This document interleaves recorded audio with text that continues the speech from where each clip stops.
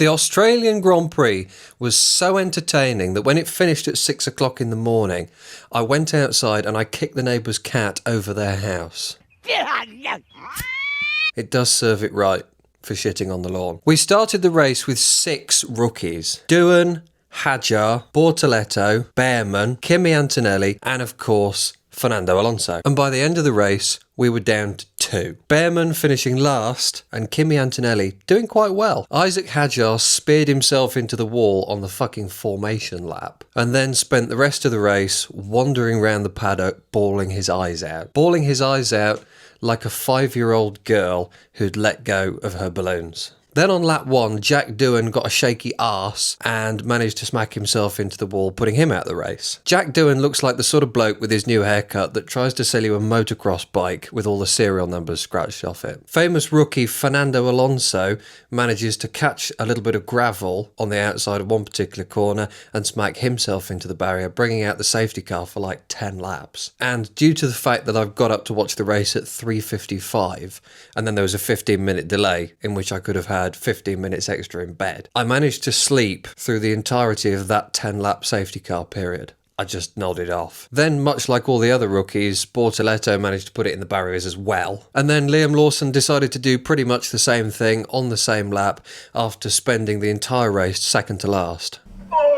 I'm gonna call a couple of hard pipe hits to go to work on the homes here with a pair of pliers and a blowtorch. Now, all of you lot had a go at me for being a Yuki Tsunoda fan. Well, how does that look now? Yuki's looking pretty fucking damn appealing after the Penguin made a pretty big disgrace of himself through the whole race. Yuki spent the majority of the race in the top 5. What are you going to say now? Look at him. He's sweet. In the post-race interview, Liam Lawson said, "We knew that Sector 3 was quite bad. We thought Sector 1 would stay a bit drier, so we just carried on." How many we? Who else is in the fucking car with him? But then he said it was bucketing down with rain, and at that point, I had stopped pushing and was just trying to get on the track. Pushing? Fucking... You were second to last, man. There was no fucking pushing involved. The only reason that he didn't get lapped by his teammate and everyone else was because of all the fucking safety cars. I mean, it's not like he's an actual rookie.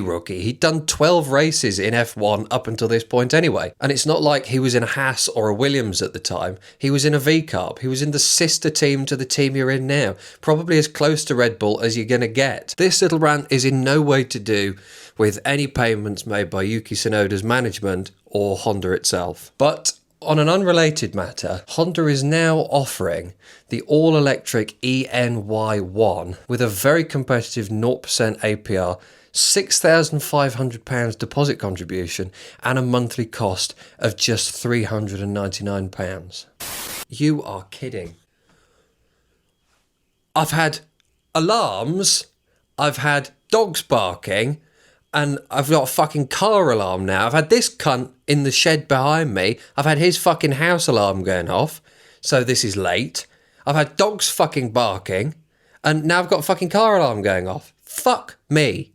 So no, my Yuki Tsunoda fandom, it started again. The fucking, what the fuck? Anyway, Ferrari had an interesting weekend.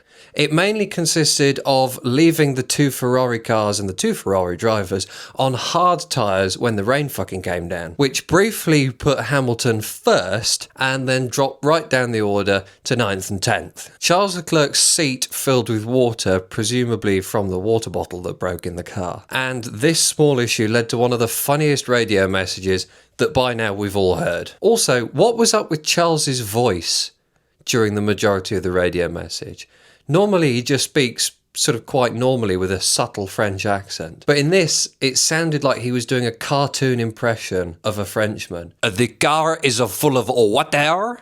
Where is the water coming from? Put that down in the words of wisdom. Lewis, on the other hand, spent most of his time getting to grips with the car and having a fucking relationship domestic with his race engineer. Kids, put your heads down and don't try to stand between me and your father. It'll just make it worse. The fact that I had to get up at 3:55 was a bit of a shitter.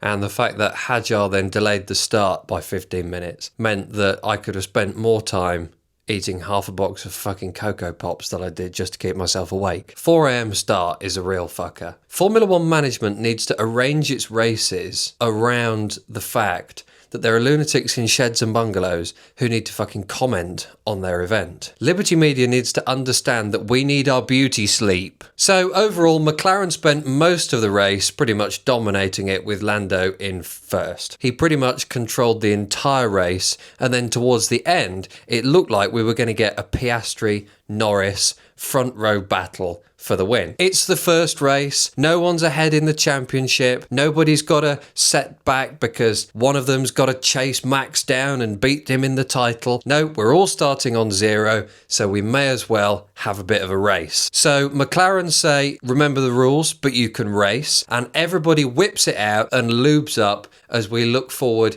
to a 7 or 8 lap front row fight between the McLarens. Piastri will mount a charge on curly boy Lando and win his home Grand Prix, and everyone in the stands will birth a fucking koala. I've got the McLarens. First of all, Lando Norris, then Oscar Piastri, and Max Verstappen is online to take... Well, that was a nice idea. Piastri spins out and gets stuck in the grass, spinning his wheels as all the Aussie fans get ready to jump the fucking fence to push him out. They were going mental. They were shouting at it. The amount of Aussie accented C words that were shouted at him to get that fucking thing in reverse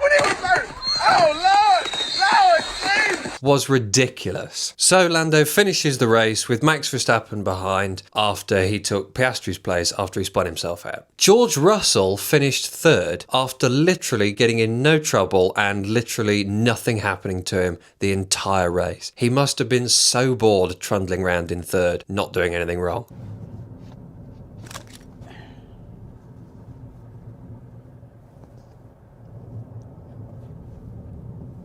And another thing, while George Russell's on-track action was clean, I tell you what wasn't clean, the windows. There were no windows licked over the course of the race. Lance Stroll. After Fernando dropped it into the wall, Aston Martin's fortunes rested solely with the window licker. And he did really well. He kept it clean. There were no issues. He was described as a wet weather specialist, which I think is a bit of a stretch. And he managed to get up into a decent position after the Ferraris fucked off down to the back of the order. And he spent most of the race in the points. Pretty respectable behaviour. So overall, the Aussie Grand Prix was a decent start to the Formula One calendar. Apart from the fact it was on too early and I managed to sleep during 10 laps. Lando takes some good points in his championship bid, and unfortunately we may have seen the end of the Lando Norris Oscar Piastri fight before it even started.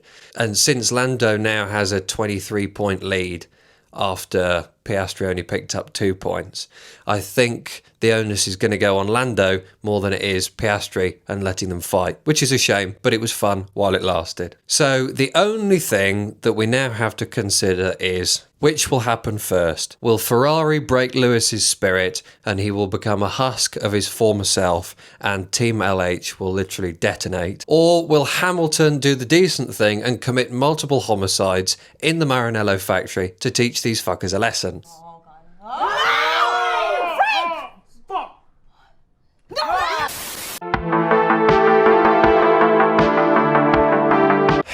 Just let that plane go over.